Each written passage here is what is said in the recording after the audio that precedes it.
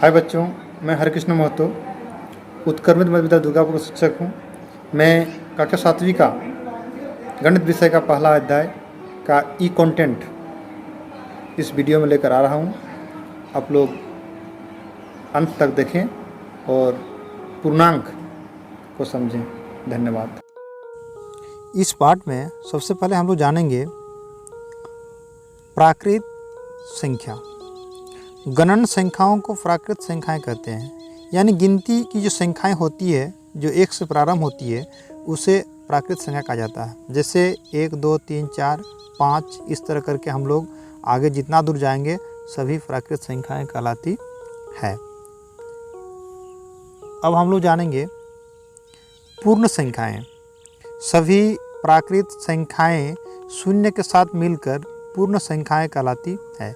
यानी प्राकृत संख्याओं के साथ यदि शून्य पहले लिखी जाती है तो वो पूर्ण संख्याएं कहलाती है। अर्थात शून्य से गिनती के रूप में प्रारंभ होकर लिखी जाने वाले संख्याओं को पूर्ण संख्याएं कहते हैं। जैसे 0, 1, 2, 3, 4, 5 इस तरह करके चलती जाती है। अब हम लोग जानेंगे धनात्मक संख्या। ऐसी संख्या जिसके आगे धनात्मक चिन्ह यानी कि प्लस का चिन्ह हो उसे धनात्मक संख्या कहते हैं। जैसे +1, +5, 7, 9। यहाँ 7 और 9 के पहले प्लस चिन्ह नहीं है, लेकिन यहाँ पर यह धनात्मक संख्या है। प्लस चिन्ह नहीं होने पर भी वो धनात्मक संख्या होती है। अब हम लोग जानेंगे ऋणात्मक संख्या। ऐसी संख्या जिसके आगे ऋणात्मक चिन्ह हो उसे ऋणात्मक संख्या कहते हैं। ऋणात्मक संख्या जो भी होती है उसके पहले ऋणात्मक चिन्ह अर्थात ये जो घटाव का चिन्ह होता है, माइनस का चिन्ह, वो लिखी होती है। तो वैसी संख्याएं ऋणात्मक संख्याएं कहलाती है। जैसे यहाँ -1, -7, -1/2। अब हम लोग जानेंगे पूर्णांक। सभी पूर्ण संख्याओं तथा ऋणात्मक संख्याओं का संग्रह पूर्णांक कहलाता है।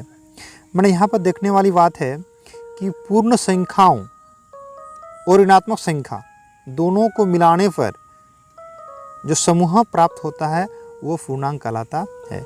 यानी यहाँ पर शून्य जो है उसके बाईं ओर लिखी जाने वाली सभी संख्याएं ऋणात्मक होती है और शून्य के दाईं ओर लिखी जाने वाली संख्याएं धनात्मक होती है। तो धनात्मक और ऋणात्मक संख्याओं का समूह ही पूर्णांक कहलाता है, जैसे यहाँ लिखा हुआ है। अब पूर्णांकों का योग के नियम। पूर्णांकों के योग के कुछ नियम होते हैं। 1 नंबर है 2 धनात्मक पूर्णांकों को जोड़ने पर एक धनात्मक पूर्णांक प्राप्त होता है। यदि 2 धनात्मक पूर्णांक को आपस में जोड़ेंगे, 2 से अधिक भी हो सकती है, तो वो धनात्मक पूर्णांक ही होता है। जैसे +4 को +5 से अगर हम लोग जोड़ेंगे तो कितना होगा? +9 होगा। इसी प्रकार 6 को 7 से जोड़ेंगे तो हमें प्राप्त होगा 13। इस तरह से धनात्मक पूर्णांकों का योग धनात्मक पूर्णांक ही होता है। अब दूसरा नंबर नियम है 2 ऋणात्मक पूर्णांकों को जोड़ने पर एक ऋणात्मक पूर्णांक प्राप्त होता है। यानी 2 ऋणात्मक संख्या को आपस में अगर योग करते हैं तो उसका जो मान होता है वो ऋणात्मक संख्या ही होता है। जैसे -4 को जोड़ करेंगे -5 से तो हो जाएगा -9। -6 को जोड़ करेंगे -7 से तो हो जाएगा -13।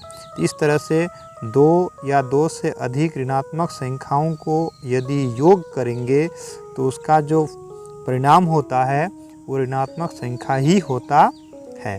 जैसे कि हम लोग अभी उदाहरण में देखें तो इस तरह से ऋणात्मक संख्याओं का योग भी एक ऋणात्मक संख्या ही प्राप्त होता है। अब आगे जानेंगे हम लोग 3 नंबर नियम में कि एक धनात्मक और एक ऋणात्मक संख्याओं का योग हमेशा बड़ी संख्या के चिन्ह को देखते हुए बड़ी संख्या से घटाई जाती है, फिर बड़ी संख्या के चिन्ह को इसके साथ लिखी जाती है। अर्थात कहने का मतलब होता है कि दोनों में से यदि एक ऋणात्मक संख्या है तो जो बड़ी होती है उसी में छोटी संख्या को घटाया जाता है और परिणाम जो भी प्राप्त होता है उसमें बड़ी संख्या का जो चिन्ह होता है उसी को लिखा जाता है। जैसे यहाँ दिया गया है -4 को अगर जोड़ेंगे 5 से तो हमको 5 से ही 4 को घटाना है, तो इसका क्या होगा, 5 में 4 जाएगा तो 1, यानी इसका परिणाम होगा +1। इसी प्रकार देखते हैं 6 प्लस ब्रैकेट में -16 है, इसका अगर अंतर हम लोग निकालेंगे तो कितना होगा, -16 में ही 6 घटाएंगे तो होगा -10। अब हम लोग जानेंगे योज्य प्रतिलोम। किसी संख्या का योज्य प्रतिलोम उसके चिन्ह के विपरीत होता है, यानी कि जो भी संख्या होता है चाहे प्लस में हो या माइनस में हो, तो उसका योज्य प्रतिलोम हम कैसे प्राप्त करेंगे, तो उसका साइन की ओर बदल देंगे, चिन्ह की ओर बदल देंगे, तो योज्य प्रतिलोम। जैसे 5 का योज्य प्रतिलोम बराबर होगा -5, -8 का योज्य प्रतिलोम होगा +8।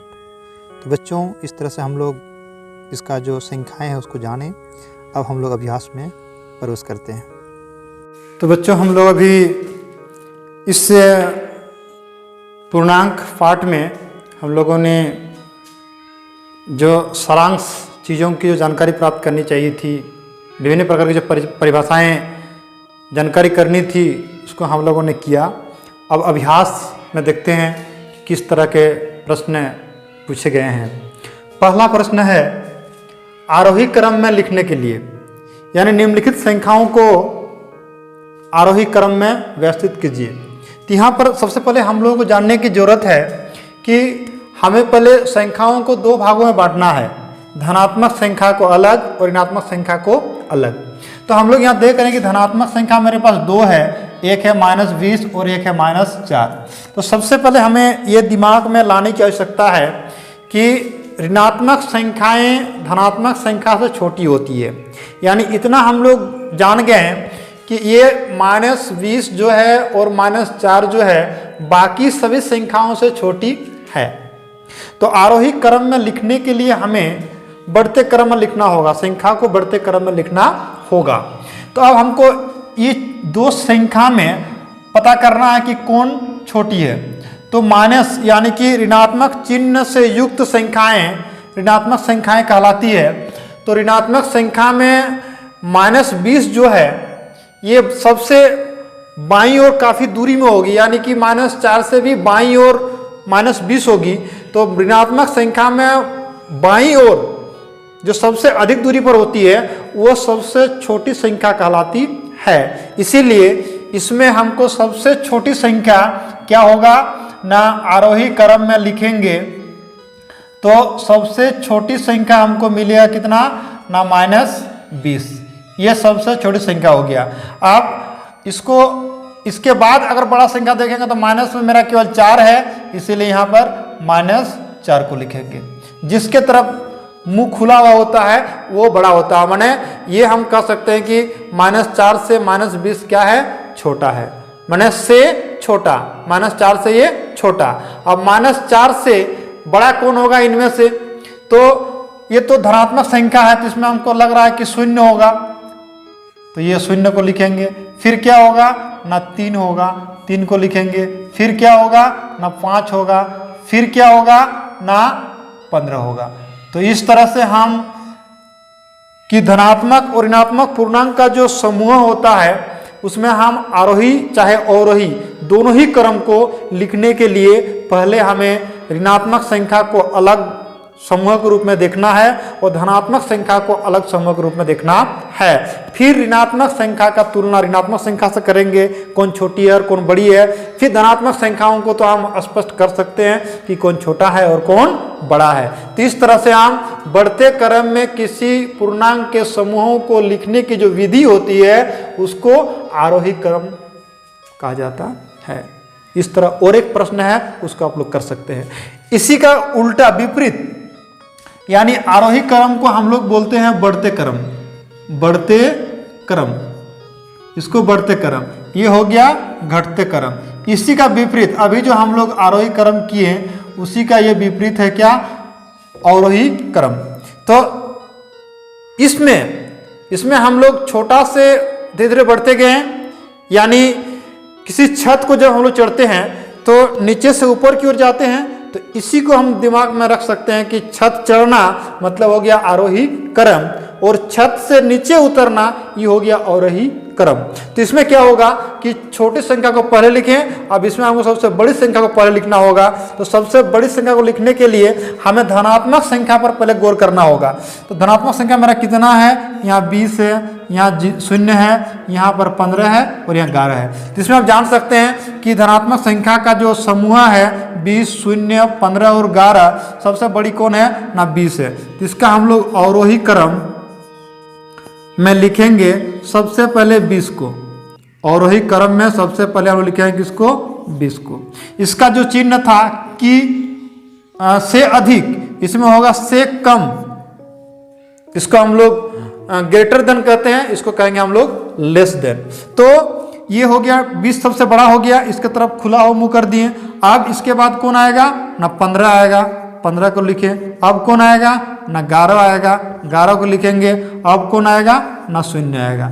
अब देखने वाली बात है कि ये दोनों में कौन छोटा होगा। अभी हमने बताया कि ऋणात्मक चिन्ह में जिसका मान अधिक होता है वो छोटी संख्या होती है, क्योंकि वो ज़्यादा बाईं ओर होती है। इसीलिए ये दोनों में से बड़ी कौन है दिखने में, तो -5, तो ये होगी सबसे छोटी, यानी कि इससे ये क्या है बड़ी है, तो -2 होगा -5 से भी बड़ा। तो ये लास्ट में होगा सबसे छोटी संख्या कौन, -5। तो इस तरह से हम लोग अवरोही क्रम में लिख करके पूर्णांकों को व्यवस्थित कर सकते हैं। अगला है, ये हम लोग समझने वाली बात है कि से अधिक और ये होगा से कम। तो से अधिक और से कम माने लेस देन और ग्रेटर देन, और यहाँ पर है बराबर इक्वल। तो यहाँ पर हम कैसे पता करेंगे कि कौन मेरा अधिक है और कौन कम है। तो इसके लिए हमको थोड़ी सी यहाँ सहारा लेना होगा कि पहले इसका काम करेंगे फिर इसका काम करेंगे, दोनों का हल करने के बाद देखेंगे कौन बड़ा है और कौन छोटा है। तो जैसे हम लोग अभी संख्या का जो काम किए थे इसके पहले कि दो ऋणात्मक पूर्णांकों को जोड़ने पर एक ऋणात्मक संख्या ही प्राप्त होता है, तो उसी नियम पर हम लोग आते हैं कि -8 और यहाँ प्लस और माइनस को अगर आपस में गुना करेंगे तो होगा -5। तो इसका वैल्यू कितना हो गया, दोनों आपस में जुड़ जाता है, ऋणात्मक आपस में जुड़ करके ऋणात्मक संख्या बनाती है। पूर्णांकों का जो गुण है उसमें हम लोग आते हैं। तो माइनस कितना हो गया 8 5 13। इसका मान देखते हैं कितना आ रहा है, -8 और -5। तो यहाँ भी मेरा कितना वैल्यू हो जाएगा इसका -13। तो इस तरह से हम लोग देख सकते हैं कि दाईं ओर की जो संख्याएं हैं उसका वैल्यू आ गया 13, दाईं ओर की संख्या इसका भी वैल्यू कितना आ गया 13। तो दोनों ही तरफ के संख्याओं का वैल्यू जो है, मान जो है बराबर हो गया, इसलिए यहाँ पर देंगे हम लोग बराबर। अगर इधर वाला बड़ा रहता तो इधर हम लोग बड़ा का इंडिकेट करते, छोटा होता तो हम लोग इधर बड़ा का इंडिकेट करते। तो इस तरह से हम लोग खाली जगह को 3 नंबर में भर सकते हैं और बना सकते हैं। क्वेश्चन नंबर 4 में देखते हैं, कह रहा पैटर्न पता करके रिक्त स्थानों को भरें। पैटर्न पता करने का मतलब होता है कि कितना कितना अंतर में संख्या बढ़ते गया है या घटते गया। पैटर्न में दो ही होता है, बढ़ना या घटना, चाहे गुना करके बढ़ाया गया हो या भाग देकर घटाया गया हो या घटा करके घटाया गया हो या जोड़ करके बढ़ाया गया हो। तो यहाँ 7 है, 7 में कितना घटा ना 4, 4 में कितना घट, 7 में 4 घट के 3 हुआ। अब 3 में जब हम लोग 4 घटा रहे तो -1 हो रहा है, यानी हम लोग देख रहे हैं कि पहला संख्या मेरा जो है 7 - 3, तो बचा 7 - 4 तो कितना बच गया 3। फिर 3 में जब हम -4 करेंगे तो कितना आ रहा -1, यानी हमको इतना पता हो गया कि सभी संख्याओं में 4 का अंतर करके लिखा गया है, यानी घटा करके लिखा गया है। तो इस तरह से हम लोग यहाँ माइनस, अगर 3 घर भरना है, मान के चलिए कि 3 घर भरना है, तो -5 में अगर 4 घटाएंगे तो हम लोगों ने ऋणात्मक संख्याओं के बारे में पढ़ा है कि 2 ऋणात्मक पूर्णांकों का योग भी ऋणात्मक संख्या ही होती है।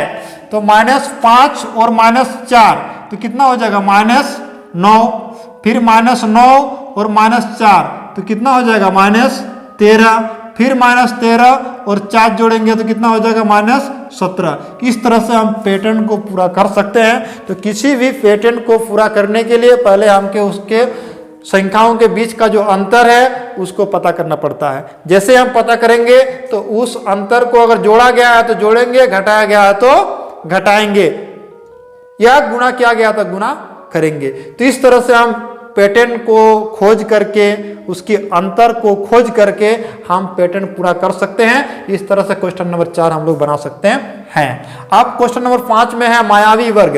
इसमें 2 प्रश्न है, ए और बी करके, तो हम ए नंबर बना रहे हैं। तो ये मायावी वर्ग है कि नहीं ये पता करना है। तो मायावी वर्ग का मतलब होता है कि सभी पंक्ति, सभी स्तंभ और सभी विकर्णों का योगफल यदि एक आ जाता है, उसका हर परिणाम एक आता है, तो उसको हम लोग बोलते हैं मायावी वर्ग है। जैसे थोड़ा क्वेश्चन बड़ा था, इसको हमने पहले ही बनाकर रख लिया है। तो पंक्ति हमारा इस तरह से होगा, ये मेरा पंक्ति होगा 1 2 3।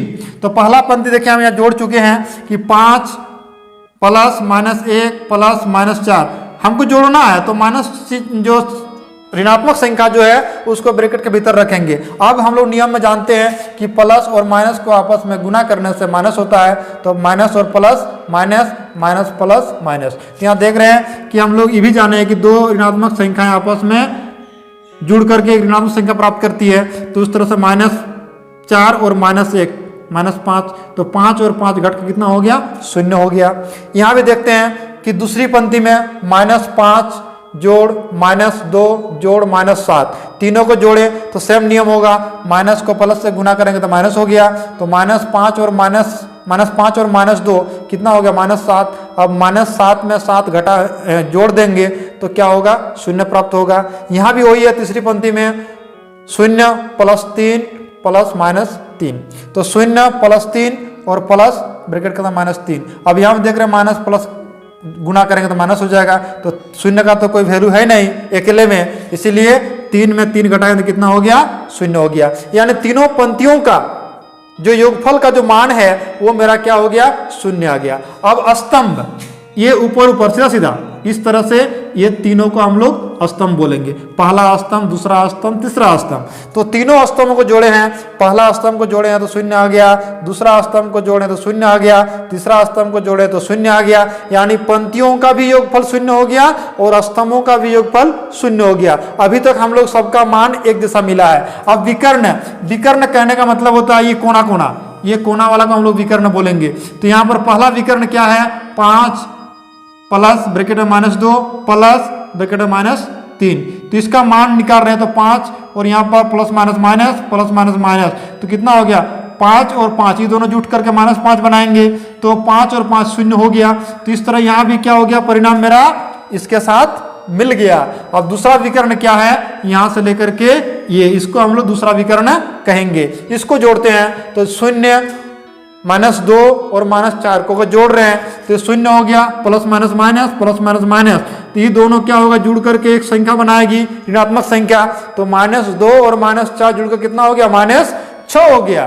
तो इस तरह से हम देख रहे हैं कि यह अंतिम जो विकर्ण है उसका वैल्यू क्या हो गया? इनके साथ मैच नहीं किया, इसीलिए ये मायावी वर्ग नहीं है। अगर इसका भी मान 0 आ जाता तो हम जानते हैं ये मायावी वर्ग है, और ना ही तो बोलेंगे मायावी वर्ग नहीं है। तो इसका मेरा उत्तर होगा कि ए नंबर मायावी वर्ग नहीं है। तो बच्चों, आप लोगों को यह वीडियो कैसा लगा आप लोग लाइक कमेंट में बताएंगे, और इसका दूसरा भाग बहुत जल्द हम लेकर के आप लोग बीच में आएंगे। तो आप लोग 1 से 5 तक जरूर हल करेंगे। सभी को